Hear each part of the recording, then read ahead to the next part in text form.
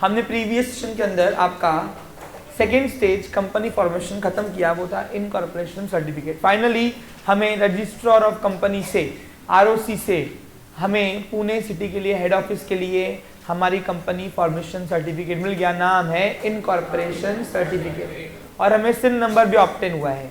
अब उस SIM number में कल मैंने आपको बताया 21 संख्याओं का सिम नंबर होता है एक्चुअली, लेकिन उसमें पहला जो संख्या था LOU, इसके ऊपर हमें बात करनी थी। तो आज का सेशन वहीं से स्टार्ट करते हैं, what is listed company and unlisted company. अब एक बार मैं गूगल भाई से पूछता हूं कि व्हाट इज अनलिस्टेड और लिस्टेड, और फिर उसके हिसाब से मैं आपको एक्सप्लेन करके देता हूं। ओके, देखिए what is listed company.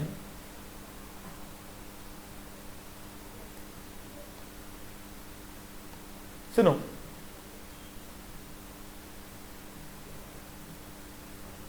listed company issue shares of its stock for trading on the stock exchange. If a company is listed in US, it has been meet requirement of the Securities and Exchange Commission SEC for selling shares to public and has been accepted for trading on an exchange to as a New York Stock Exchange. It is a public company. ये actually in public America वालों के लिए है।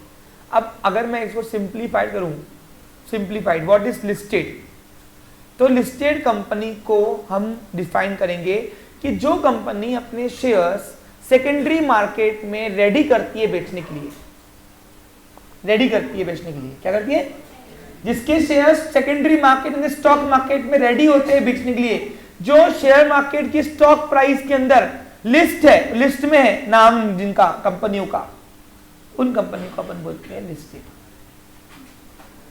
और जो company के shares अभी तक के स्टॉक मार्केट में नहीं गए हैं बेचने के लिए, उसको बोलते हैं अनलिस्टेड। अब इसको एग्जांपल दूं, देखो कोई भी पब्लिक कंपनी जरूरी नहीं कि वो अपने शेयर स्टॉक मार्केट में बेचने को निकालेगी। सबसे पहले कोई भी शेयर्स कहां निकलते हैं, इन प्राइमरी मार्केट, मानते हो कि नहीं। तो प्राइमरी मार्केट से जब वो शेयर फुल्ली पेड अप हो जाते हैं तो वो जाते हैं, रेडी होते हैं सेल होने के लिए सेकेंडरी मार्केट में। और जो कंपनी के शेयर सेकेंडरी मार्केट में रेडी होते हैं बेचने के लिए, ready for selling in stock exchange की लिस्ट प्राइस में, उसका नाम है कंपनी का, उस कंपनी का नाम, तो हम उसको बोलेंगे listed company.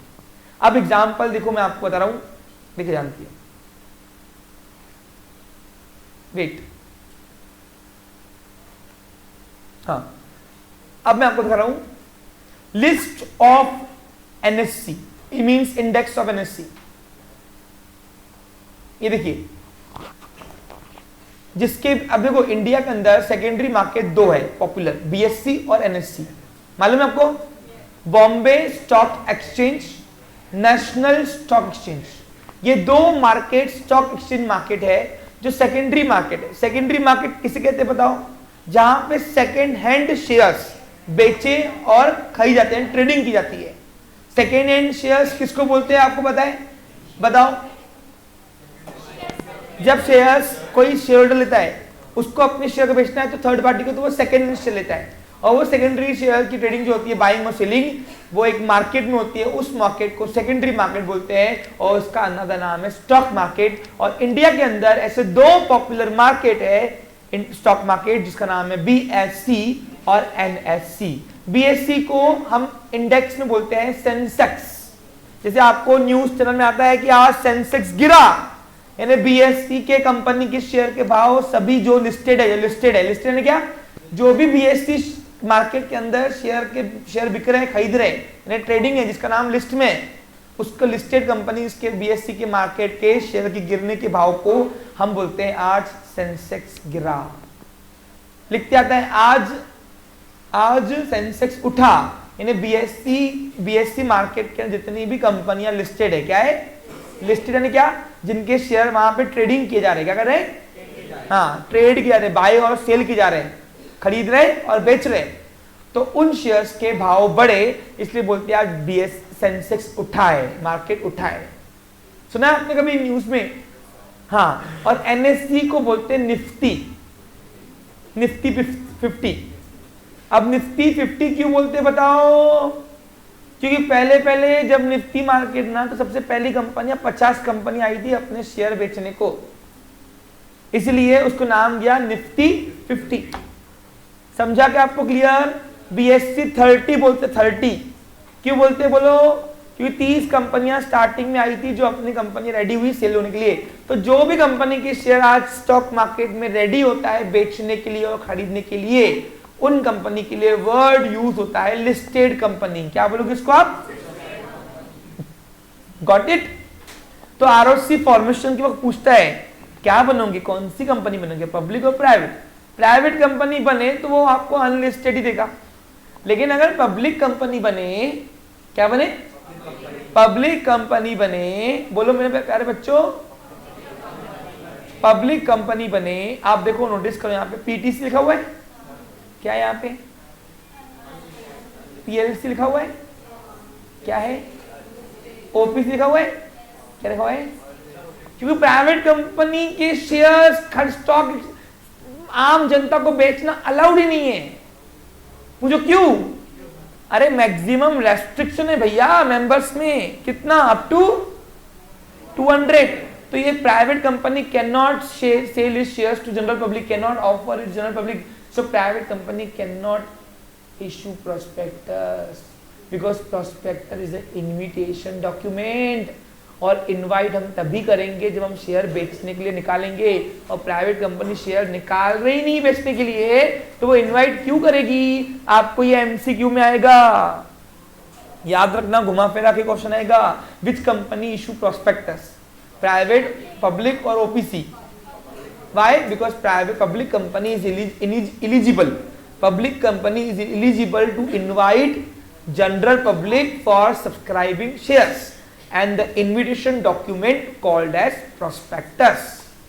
Before issuing shares, company must offer its prospectus to general public.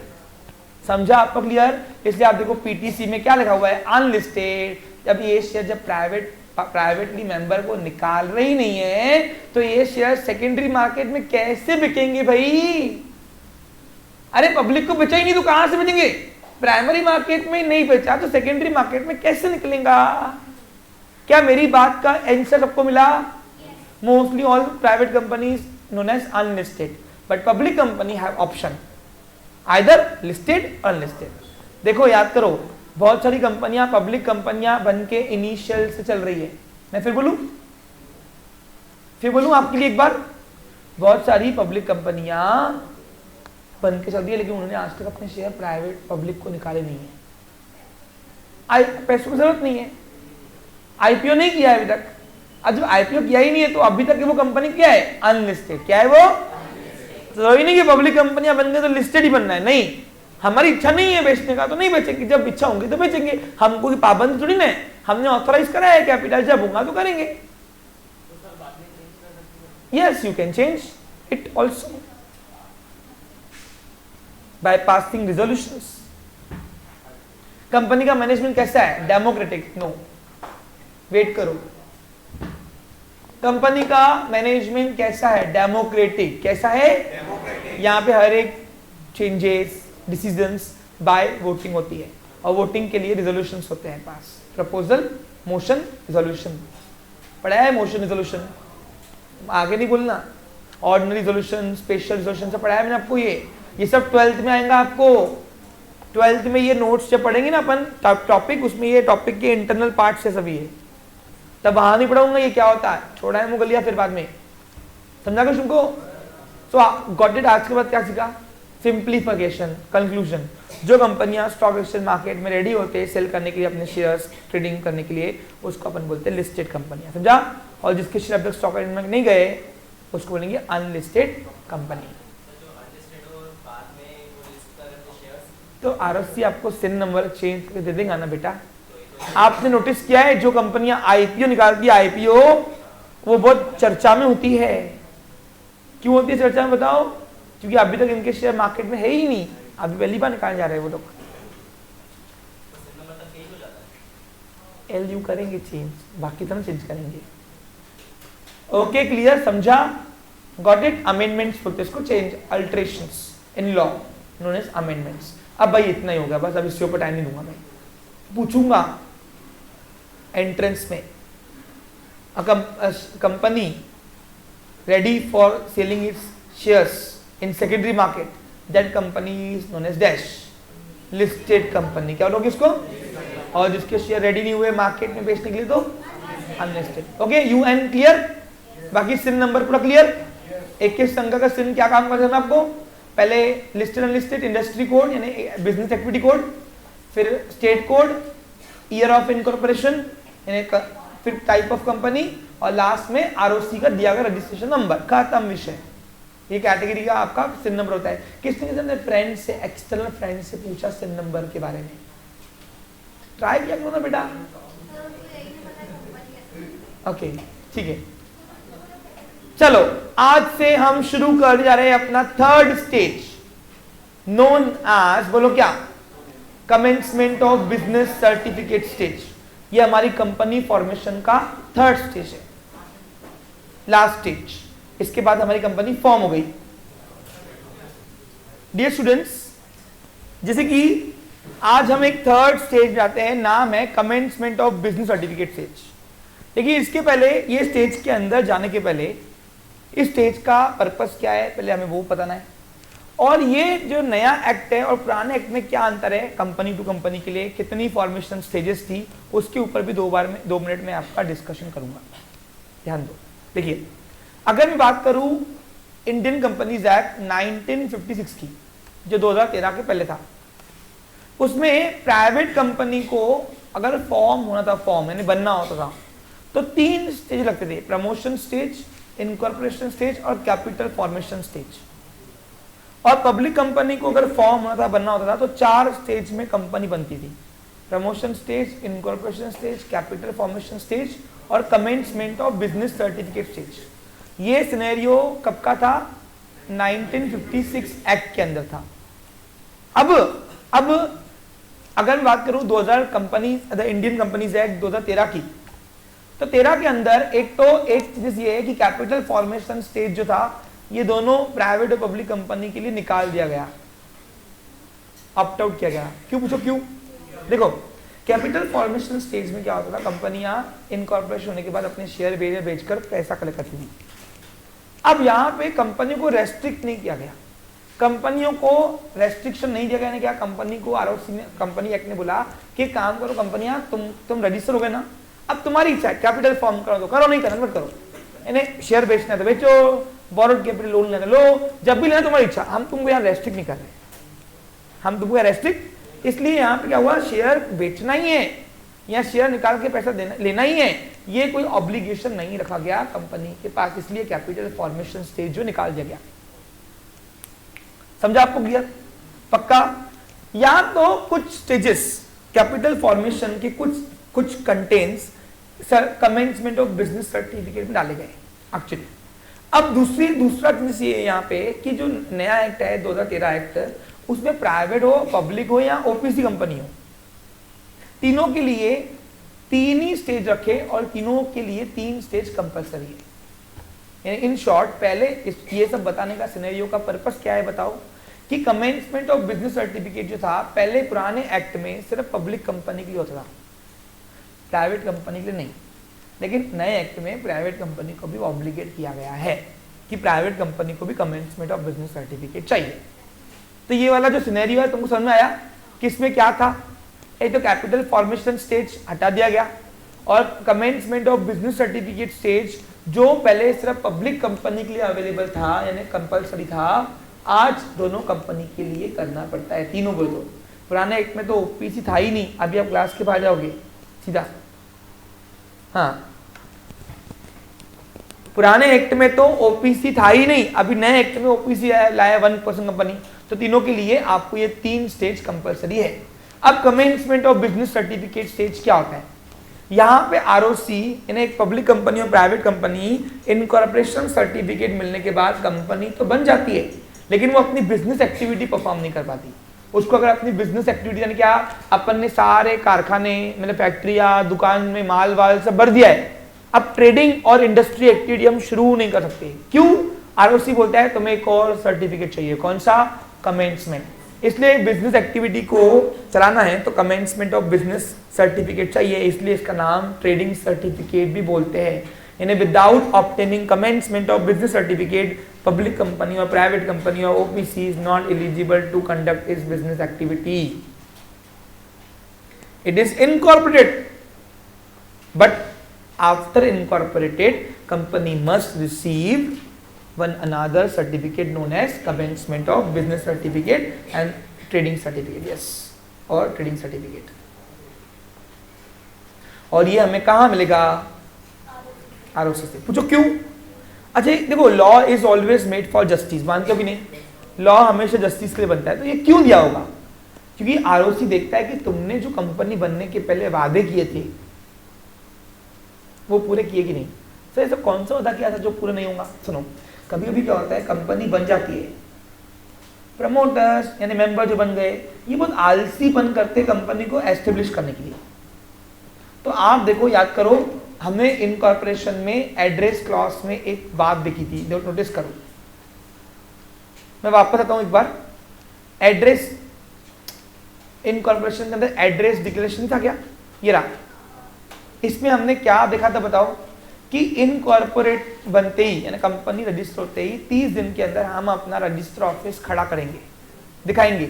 अभी 30 दिन के अंदर हुआ है कि नहीं हुआ है, ये भी तो वेरीफाई करना पड़ेगा कि नहीं। इसलिए आरओसी बोलता है अगर बिजनेस करना है तो एक और सर्टिफिकेट चाहिए, और अगर एक और सर्टिफिकेट चाहिए तो कंपनी बनने के पहले जो तुमने वादे किए थे हमसे वो पूरा करो। उसमें से एक वादा ये भी है कि कंपनी बनते थे 30 दिन के अंदर आरओसी देखेगा कि हमारा रजिस्टर ऑफिस तैयार है कि नहीं, और जब तक तैयार नहीं है वो हमारा कमेंसमेंट सर्टिफिकेट रोक देगा। क्योंकि कभी कभी क्या होता है, कंपनियां बन के फाड़ी हो जाती है। फाड़ी यानी गायब जाती है। एग्जाम्पल बताऊं, Lakshmi chit fund. Lakshmi chit fund कहां दिखा बेटा? एक मिनट। अरे कहाँ गया ऑफिस? हटो रे, हटो यहाँ से। वो लक्ष्मी चिट फंड का ऑफिस था ना, यहाँ बोर्ड लगा हुआ था, किधर गया वो? अरे मैं खुद वो ऑफिस ढूंढ रहा हूँ। अरे यहाँ था ना अभी। ऑफिस। अरे यही था ना उस दिन ऑफिस में। वो लड़की क्या है, जल्दी बता। अरे भाई साहब, हम लोग यहाँ हमारा डबल लेने के लिए खड़े हैं। डबल पगार मिलेगा बोलकर नौकरी पे रखा था। आज यहाँ आए तो पता चला कि सब रफू चक्कर है। क्या? अरे मुझे चक्कर आने लग गया अब। अरे मैं लड़की चला गया।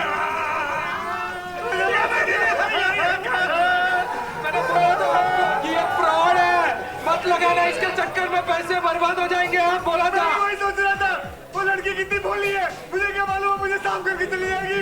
मेरी अनुराधा ऐसे कैसे कर सकती है? चुप कर तेरी अनुराधा, ये साला हमारा मुझे क्यों मार रहे हो? ओके, इट्स इनफ ना। यस, तो ऐसे फ्रॉड्स ना हो इसलिए आरओसी हमें एक और सर्टिफिकेट रोक देता है। वो इनकॉर्पोरेशन के बाद बता, तुम कंपनी तो बन गए, लेकिन कंपनी बनने के पहले जो वादे किए थे वो एस्टेब्लिश करो। कभी कभी क्या होता है, कंपनी बनते से ही हम अपना एस्टेब्लिश नहीं करेंगे ऑफिस, और 30 दिन के अंदर शेयर वेयर के पैसे लेकर गायब, फाड़ी यहाँ से, विजय माल्या जैसे। फ्रॉड करने के लिए कुछ फ्रॉड ना हो इसलिए कंपनी अपना business activity without commencement of business certificate शुरू, इसलिए कंपल्सरी किया गया है। तो इसलिए थर्ड स्टेज अब दोनों के लिए किया गया है, प्राइवेट कंपनी और पब्लिक कंपनी। अब देखो, वो लक्ष्मी चिट फंड जो आई थी वो प्राइवेट कंपनी बन के आई थी ना, लिखा होगा Lakshmi chit fund private limited, लिखा होगा आपने बोर्ड में, दिखाऊंगा तो। फिर एराकड़ी का दृश्य था वो। तो यानी क्या, प्राइवेट कंपनियां बनते से ही अगर रजिस्टर ऑफिस आपने नहीं खोला आपने, तो आपको कमेंसमेंट बिजनेस सर्टिफिकेट देगा नहीं, क्योंकि जो आपने वादे किए तो निभाओ पहले, फिर हम आपको ट्रेडिंग करने यानी बिजनेस करने देंगे। एंड दैट्स व्हाई कंपनी के नए एक्ट में क्या बोलता है, नया एक्ट बताओ, चाहे प्राइवेट कंपनी हो पब्लिक कंपनी हो, तीनों को कमेंसमेंट ऑफ बिजनेस सर्टिफिकेट चाहिए। लेकिन यहाँ पे एक ट्विस्ट है, अब तो मैं ध्यान दो, आज हम ये थर्ड स्टेज कंप्लीट करेंगे। सुनो, public company and private company not, ये थोड़ा छोड़ दो उसको, एक मिनट सुनो यहाँ, ये देखो, public company and private company having share capital and which are incorporated after 2nd November 2018 have to obtain certificate of commencement of business from registrar of company before it can commence its business activity or exercising borrowing powers. Boring power loans. Loans, आप कोई भी loan नहीं ले सकते और ना ही आप अपनी बिजनेस एक्टिविटी कंडक्ट कर सकते without obtaining commencement of business certificate. अब सर यहाँ पे लिखा हुआ है बिफोर, जो आफ्टर 2 नवंबर 18 क्या था, 2 नवंबर 18 के पहले, 2 नवंबर 18 के पहले ये ऑब्लिगेशन यानी ये कंपलसरी सिर्फ पब्लिक कंपनी के लिए था और अब ये प्राइवेट कंपनी के लिए भी कर दिया है। कब, जो प्राइवेट कंपनियां 2 नवंबर 2018 के बाद फॉर्म हुई होगी तो उसको भी सर्टिफिकेट देना कंपलसरी है, लेकिन 18 के पहले जो हुआ होगा उसको कमेंसमेंट ऑफ बिजनेस सर्टिफिकेट नहीं लिया तो डायरेक्ट इनकॉर्पोरेशन के बाद private company, only private company क्या कर सकती है, वो अपना बिजनेस एक्टिविटी कर सकती है कंडक्ट। प्राइवेट कंपनी के सारे रूल्स 1% पे लागू होते हैं। पूछो क्यों? क्योंकि ओपीसी के बाद में ब्रैकेट में हम पीवीटी एलटी लिखते हैं। देखो ना मैंने आपको साइन चिन्ह, तो it is nothing, OPC is nothing just like a private company. Okay, तो लॉ अभी ओपीसी की प्रोविजन फॉलो में लिखता नहीं है, प्राइवेट कंपनी के सारे प्रोविजन ओपीसी में लागू होते हैं। ओपीसी और प्राइवेट कंपनी में सिर्फ एक ही अंतर है, ओपीसी में 1% होता है और प्राइवेट कंपनी में मिनिमम 2% होते हैं। Private company can form minimum 2 members. Got it clear? Up to 200। Clear है पिक्चर? समझा अच्छे से? इन्हें मैं कभी पूछूंगा पुराने एक्ट में commencement of business certificate stage किसके लिए था? Only for private. नए एक्ट में, लेकिन नए एक्ट में प्राइवेट कंपनी के लिए कब थे? आफ्टर 2 नवंबर 2000 एक्ट, तो 2013 में बन गया था ना भैया। क्लियर? नहीं, ये अमेंडमेंट जो है प्राइवेट कंपनी के लिए ये 18 में आया था। 18 तक के प्राइवेट कंपनी के लिए कमेंसमेंट जरूरी नहीं था, लेकिन कंपनी लॉ ने देखा होगा गवर्नमेंट ने फ्रॉड्स बहुत हो रहे, तो समय के अकॉर्डिंग सिचुएशन के लॉ में चेंजेस करने पड़ते हैं। Got it? अब अगर हमको certificate of incorporation, sorry certificate of commencement चाहिए, क्या चाहिए? तो उसके लिए कौन कौन से काम करने हैं वो अब स्टेप देखते हैं। तो थर्ड स्टेज का पहला स्टेप, फिर बोल रहा हूं, थर्ड स्टेज का फाइलिंग डिक्लेरेशन बाय डायरेक्टर्स। अब ये क्या है सुनो, ध्यान दो भैया। आरओसी ने क्यों रोका था हमारा सर्टिफिकेट? जो पहले वादे किए थे वो निभाओ, पहले पूरे करो।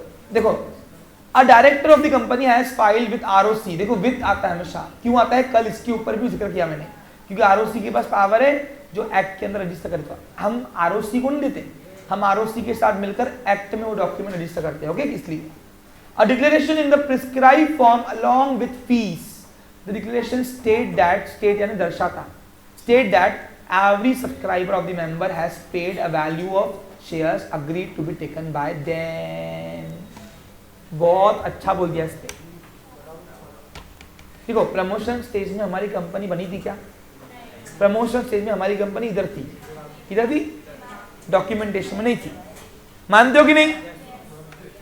अब क्या हुआ यहां पे? सबसे पहला देखते हैं डायरेक्ट। देखो सुनो, सब्सक्राइबर और director, the content of declaration shall be verified by the company secretary in practice and charter accountant or cost accounting practice। सुनो क्या होता है, मैंने अपन ने, सुनो ध्यान दो, समझो। डिक्लेरेशन ऑफ डायरेक्टर क्या होता है? यहाँ पे डायरेक्टर जो है ना, डायरेक्टर आरओसी को एक फाइल देता है, यानी कागज में लिख के लेटर देता है कि जो सब्सक्राइबर थे, सब्सक्राइबर यानी कौन? मिनिमम सब्सक्राइबर ने 7 लोग, उन्होंने अपने शेयर खरीदे हुए, जो शेयर उन्होंने वादे किए थे। अब आप देखो, ये कंपनी भारतीय कंपनी पार्टनरशिप से आ रही थी, सभी पार्टनर्स का 10-10 लाख रुपए का इन्वेस्टमेंट ऑलरेडी लगा हुआ था, बराबर कि नहीं? मानते हो कि नहीं? और 100 रुपए का एक शेयर है, कितना है? तो 100 रुपए का एक शेयर, 10 लाख का कैपिटल, तो कितना आएंगे नंबर ऑफ शेयर? 1000 आएंगे, 10,000 आएंगे। तो 10,000 शेयर्स हमने एक एक मेंबर ने खरीद लिए हैं।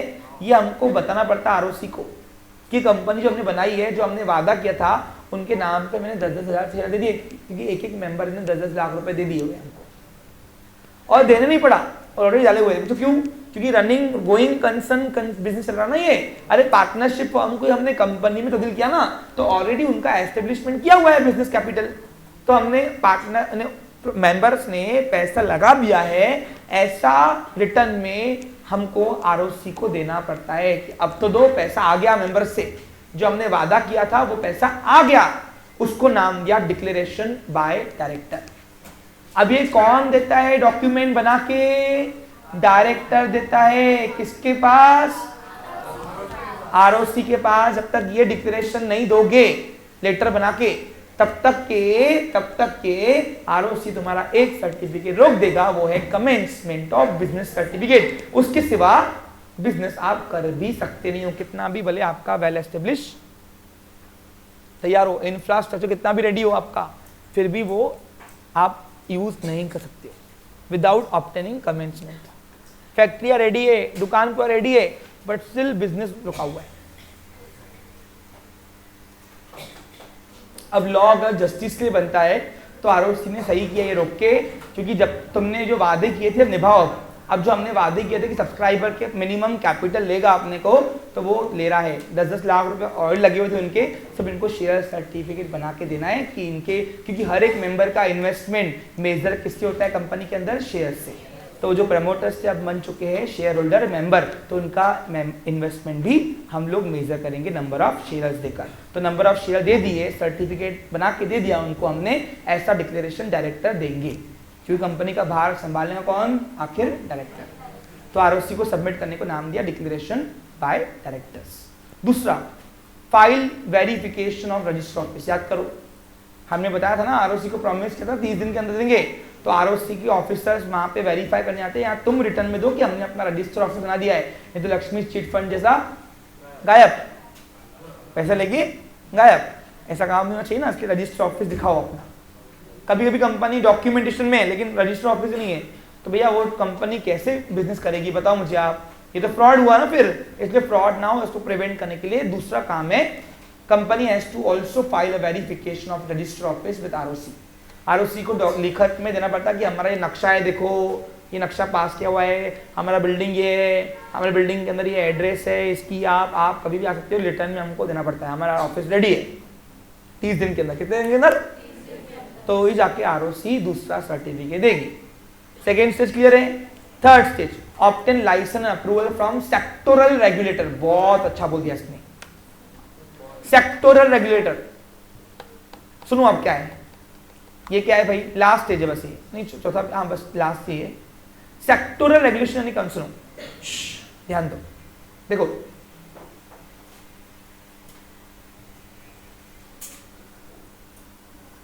हर वो लॉफुल ऑर्गेनाइजेशन, हर वो ऑर्गेनाइजेशन जो कंपनीज को रेगुलेट कर रहा है, रेगुलेट करने के लिए एमसीए ने बनाया हुआ है, उसको बोलते हैं सेक्टोरल रेगुलेटर्स। उसका अपने को लाइसेंस चाहिए होता है। एग्जांपल दूं? देखो बहुत सारे एग्जांपल दूंगा, आप समझेगा आपको, लेकिन आज के बाद कभी नहीं दूंगा, ध्यान दो इसलिए। सपोज फॉर एग्जांपल हमने भाटिया फुटवेयर न बनाते हुए हमने बनाया होता था लीकर इंडस्ट्री। सपोज मेरी कंपनी लीकर इंडस्ट्री बना रही है, लीकर्स, दारू। अब जो वो इंडस्ट्री है, अब आपको मालूम है इंडिया के अंदर लीकर को बेचना है, लीकर को बनाना, यू रिक्वायर्ड लाइसेंस। आज मानता हूं कि सारे डी लाइसेंसिंग है, आज हमको मालूम है लिबरलाइजेशन होने की वजह से डी लाइसेंसिंग किया गया, लेकिन 18-19 सेक्टर ऐसे रखे गए जिसको आज भी लाइसेंस लगता है, मानते हो कि नहीं? तो अगर मेरी इंडस्ट्री करने के लिए जो मुझे लाइसेंस चाहिए वो जब तक मुझे मिलेगा नहीं, तो आरओसी कॉमन सेंस मुझे क्या बोलेगा कि भैया आपने वो डिपार्टमेंट से लाइसेंस लिया नहीं है, आप बिजनेस करोगे भी कैसे? पहले लाइसेंस लेके आओ, फिर आपको हम सर्टिफिकेट देंगे। Common sense. ये हो गया one of them sectoral regulator, यानी हमारे बिजनेस को चलाने के लिए जो भी गवर्नमेंट ऑर्गेनाइजेशंस बनाए गए हैं, उन सबसे जो भी रिक्वायर्ड लाइसेंस चाहिए वो हमें अलग अलग डिपार्टमेंट से लेने हैं। अब मैंने आपको एग्जांपल दिया, ये एक बना एग्जांपल। अभी सपोज मेरी मेडिसिन बनाने की फैक्ट्री है, फार्मा इंडस्ट्री है। अब फार्मा इंडस्ट्री है मेरी, सपोज मैंने कंपनी फार्मा इंडस्ट्री के टाइप में बिजनेस पे खोला हुआ है। अब pharma industry required license from government है ना। अब वो एमसी तो देगा नहीं, एमसी का जाऊंगा, एमसी का बोलेंगे भैया मेरा काम है आपको कंपनी बनाना, आपकी जो बिजनेस एक्टिविटी है उसके लिए गवर्नमेंट ने अलग डिपार्टमेंट बनाया, जाओ उनके पास जाओ, फूड एंड ड्रग्स वाले के पास जाओ, उनसे लो लाइसेंस, हमारा पास तो है लाइसेंस नहीं है, आपको कंपनी बनाने का आदेश हमारे पास है, चलो हम पावर देते हैं, लेकिन आपको बिजनेस को तो करना है, वो तो आप जो डिपार्टमेंट गवर्नमेंट ने बनाया है वो आप उससे ही लाइसेंस लोगे ना।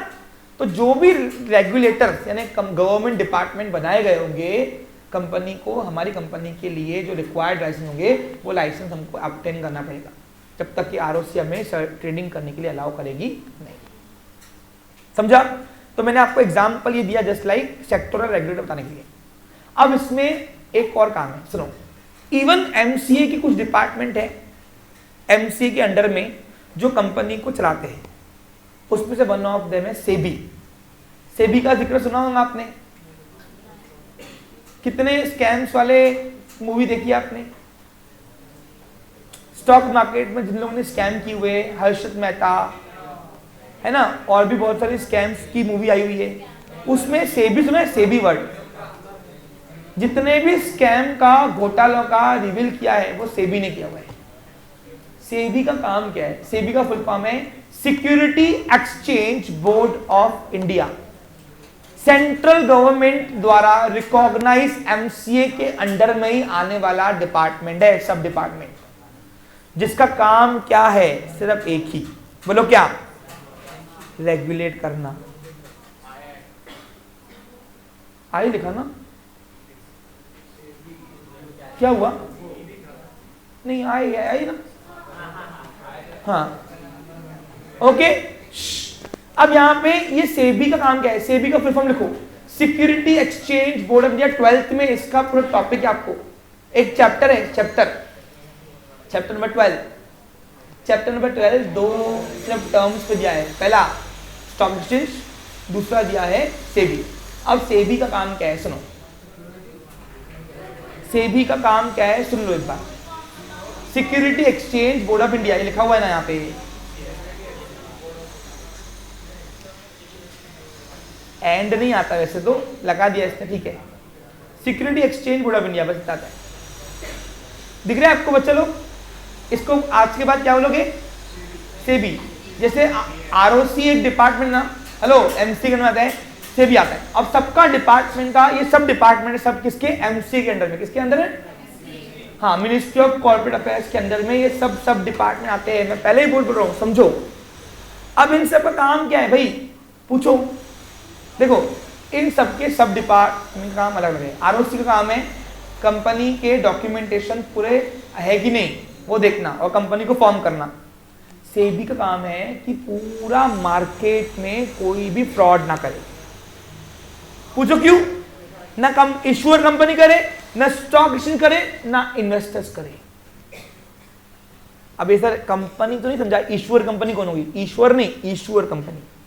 ईश्वर नहीं, ईश्वर कंपनी। ईश्वर यानी कौन? ईश्वर यानी जो कंपनी के शेयर मार्केट में निकाले जाते हैं उसको बोलते हैं ईश्वर कंपनी।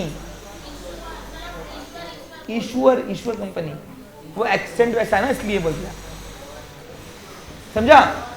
लिख दिया ना अभी, इसलिए बोला ईश्वर नहीं, ईश्वर।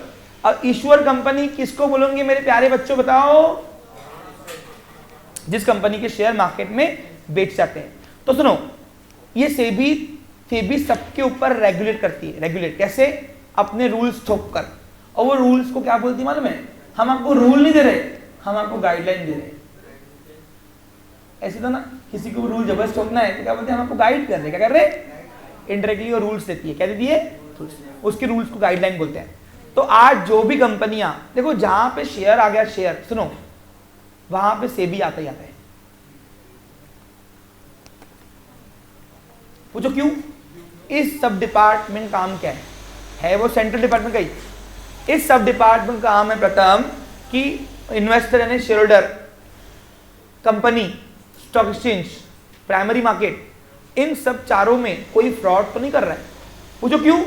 अगर फ्रॉड होने लगा तो कॉमन पीपल का इंटरेस्ट उस मार्केट से निकल जाएगा, और एक बार मार्केट से निकल गया तो पैसा कैसे आएगा कंपनियों के पास? अब तू बता, तूने शेयर लिया, तेरे से ठगी हुई, तू कॉमन पीपल है, अब तेरे से ठगी हुई तो अगली बार तू कभी शेयर में इन्वेस्ट करेगा क्या?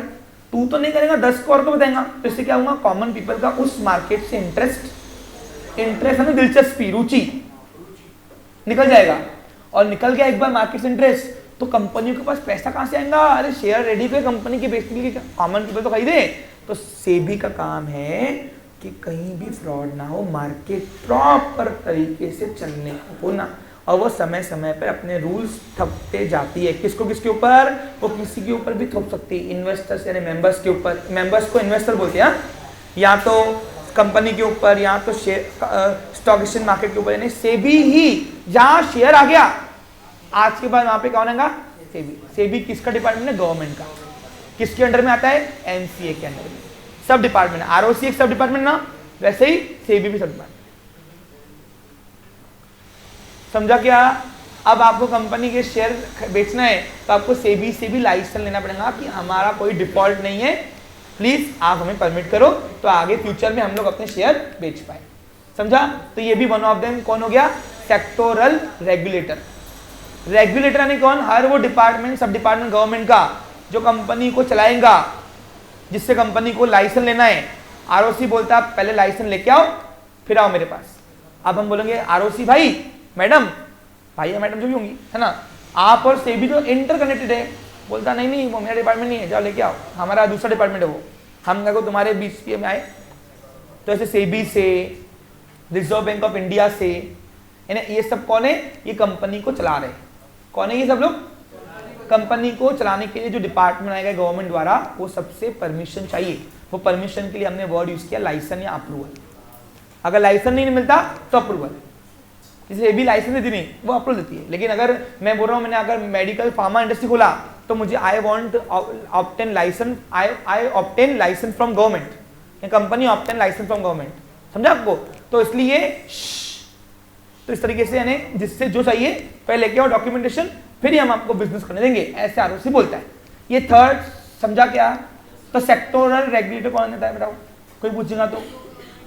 हर वो गवर्नमेंट डिपार्टमेंट जिससे हमें अप्रूवल या तो लाइसेंस चाहिए, आरओसी बोलता है पहले लेके आओ, फिर हमको सबमिट करो, फिर आपको नया सर्टिफिकेट दूंगा, फिर बिंदास फ्रीली होके बिजनेस करना, व्यापार करना, और पहना जो बाइडेन को अपना चप्पल, जूता, जो भी है। समझा? हाँ बेटा सब बताऊंगा, सब अब कंसेप्ट पे ध्यान देना। कंप्रेस बेस से जो लाभ देता है ना, मैं आपको कंप्रेस करने के लिए अलग सेशन दूंगा आपका। राइटिंग वर्ड्स पूरा अलग है, अभी हम कंसेप्ट पे फोकस कर रहे होंगे, यहाँ डिस्कशन कर रहे हैं। आपने जो डेटा कलेक्ट किया ना अभी, इससे हम डिस्कस करके यहाँ पे नोट्स बनाएंगे। 11th में कोई भी प्रिंटेड नोट्स नहीं मिलती मेरे साइड से आपको। आप जो मैं कर रहा हूँ वो दो, लिखो, वो लिखो। पेपर में जो मैं आपको यहाँ पे नोट्स बनाऊंगा वो लिखना है आपको। समझा आपको? 11th पे आपके क्रिएटिव पार्ट्स पे हम फोकस करते हैं, 12th में हम आपको नोट्स देख के डायरेक्ट पढ़ाते हैं। 12th में आपको हर एक चैप्टर की नोट्स मिलेगी, 11 में नहीं मिलती है, क्योंकि 11 में हमको टाइम होता है जहां पे हम तुम्हारे राइटिंग वर्क पे, क्रिएट सेंटेंस मेकिंग पे, कंस्ट्रक्शंस पे, इस पे फोकस करते हैं। Okay clear? हाँ, और चौथी स्टेप लास्ट मिल गया अपना कमेंसमेंट ऑफ बिजनेस सर्टिफिकेट, लिखा हुआ है, देखो पढ़ो वहां पे। कोई सेबी पूछेगा तो क्या बताओगे? फुल फॉर्म नहीं चाहिए मेरे को आपका, वह क्या है उसका? सेंट्रल गवर्नमेंट का डिपार्टमेंट है, एमसी के अंडर में आता है, सब डिपार्टमेंट है उसका, जिसका काम क्या है? मार्केट को पूरा रेगुलेट करना, शेयर मार्केट को, कि कोई भी company, stock market, primary market या इन्वेस्टर फ्रॉड ना करे। आप बोलोगे सर इन्वेस्टर फ्रॉड कैसे करता? इनसाइडर ट्रेडिंग करके। यानी क्या होता है, वो ऑफिसर, बड़े बड़े क्लास वन ऑफिसर से इन्वेस्टर टाइप करता और बोलता कंपनी की हालत खराब होगी तो बता देना मेरे को, क्योंकि कंपनी की हालत खराब होगी तो शेयर का भाव गिरेगा तो बेच दूंगा मैं, और कंपनी के शेयर को बढ़ने होते बताना, क्योंकि क्लास वन ऑफिसर जो होते हैं ना कंपनी के, वो बोर्ड मीटिंग में बैठते हैं, और बोर्ड मीटिंग के अंदर बैठे तो कॉन्फिडेंशियल वर्क उनको पता होता है आफ्टर, और वो रिवील हो गए तो मार्केट में शेयर का भाव, समझा? तो ये फेयर ट्रेडिंग नहीं होती है, ये तो इनसाइडर ट्रेडिंग हुई ना, कि आपने इनसाइडर ऑफिसर रखे अपने, टाइप किया, और टाइप करने के बाद आप लोग क्योंकि ट्रेडिंग किसको बोलते हैं, जहां अनसर्टनिटी, यहाँ तो अनसर्टनिटी हुई नहीं ना, यहाँ सर्टनिटी हो गई ना भैया, इसलिए। और ये 3-4 डॉक्यूमेंट सबमिट करने के बाद फाइनली आरओसी हमें एक और सर्टिफिकेट देता है। देखो लिखा हुआ है, पढ़ो वहां पे। After filing declaration in prescribe form with ROC can then shall issue यानी देना certificate of commencement of business. हाँ, it is also known as trading certificate. Okay, देखो यहाँ पे लिखा हुआ है, सेबी के बारे में बताया गया ना। SEBI is the regulator of security market यानी stock market. In short, share बाजार प्राइमरी मार्केट है, सेकेंडरी मार्केट है, उसको सेबी ही रेगुलेट करती है। रेगुलेट यानी क्या, चलाती है, और समय समय पे अपने रूल्स भी पुटअप करती है, उसको बोलते हैं गाइडलाइन। क्या बोलते हैं उसको हम, सेबी गाइडलाइन बोलते हैं। हम तुमको गाइडलाइन दे रहे हैं किसको, कंपनियों को। इवन कंपनी जब प्राइमरी मार्केट में शेयर इशू करती है ना, तो उसमें परमिशन विद सेबी चाहिए होता है, सेबी को बता के निकलता है। समझा क्लियर आज के बाद? हाँ, public and private companies having share capital can now start its business और start collecting borrowing money to undertake its business activity. Undertake का मतलब होता है चलाना। तो बिजनेस अगर लोन चाहिए तो लोन भी ले सकते हो, लेकिन कमेंसमेंट के पहले लोन अलाउड नहीं है। पूछो क्यों, लेके फाड़ी हो गए तो इसलिए। पहले हेड ऑफिस बन गया, सब बन गया, अब लो ना लोन। अब तो आप इंडिकेट है कि तुम बिजनेस करने वाले हो, नहीं तो क्या होता है, बिजनेस के नाम पे लगा दोगे चूना। इसलिए चूना लगाने का नहीं, इंडिया में कॉमन पीपल का नुकसान बोले तो गवर्नमेंट का नुकसान। इसलिए गवर्नमेंट आपसे फ्रॉड के लिए रोकती है, उसने लॉ के रूल्स बनाए, प्रिकॉशंस प्रोविजन बनाए हुए। अब public company issue prospectus to public. Prospectus is an invitation to public to buy shares of the company. मैंने आपको ये पहले बता दिया है। अब इसके बाद आप शेयर बेचकर पैसा भी कर सकते हो और आपका बिजनेस भी शुरू कर सकते हो। आपकी कंपनी बन गई। अब मैंने आपको कंपनी बना के दे दी, भारतीय कंपनी। अब भारतीय कंपनी बन तो गई, अब चलेंगी कैसे, 11-12 में देखना। Have a nice day, take care.